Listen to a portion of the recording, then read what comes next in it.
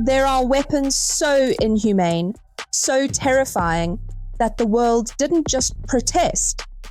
It signed treaties.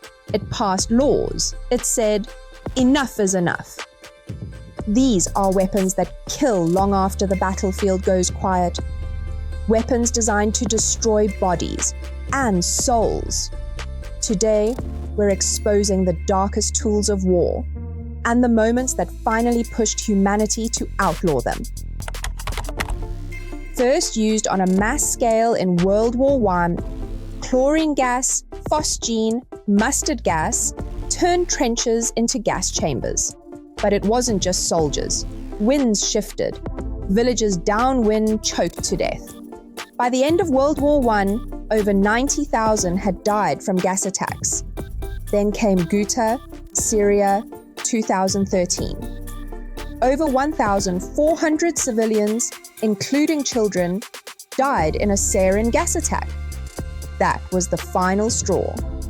The Chemical Weapons Convention, originally signed in 1993, was enforced with new urgency.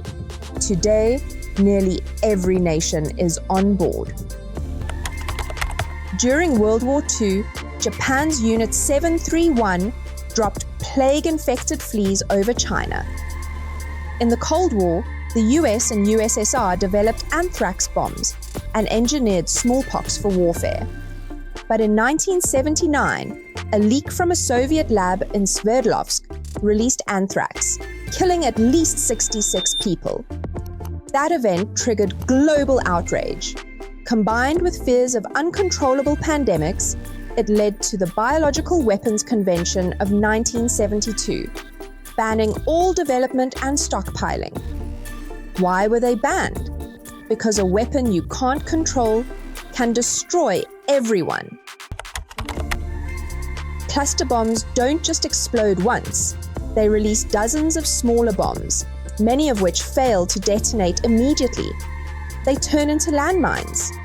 In 2006, Israel dropped thousands of cluster bombs on southern Lebanon.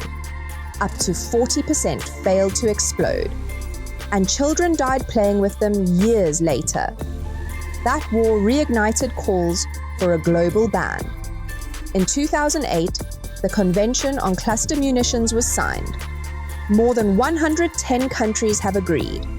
These weapons are indiscriminate and unacceptable.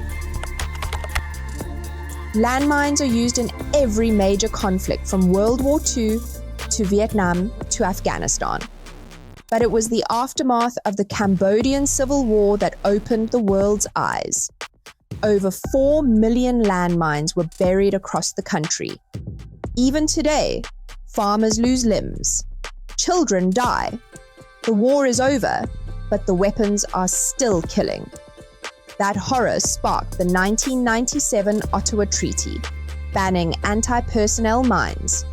The Nobel Peace Prize was awarded to those behind it. Napalm sticks to skin. It burns through flesh and bone, and there's no way to put it out. During the Vietnam War, footage of napalm-burned children stunned the world. That photo changed everything. It became the face of anti-war protests. Later, white phosphorus was used in Fallujah, Iraq, 2004, and Gaza, 2008, causing massive civilian injuries. These weapons are now restricted under international law, especially in civilian areas. In the 1980s, militaries developed handheld laser weapons designed not to kill, but to permanently blind. Human rights groups raised the alarm. What if blinding became standard in warfare? So in 1995, before they were widely deployed, the world preemptively banned them under Protocol 4 of the Convention on certain conventional weapons. One of the few times we stopped a weapon before it caused a humanitarian disaster. Dropped twice, Hiroshima and Nagasaki, 1945. Over 200,000 people died. That horror ended World War II, but began the nuclear arms race.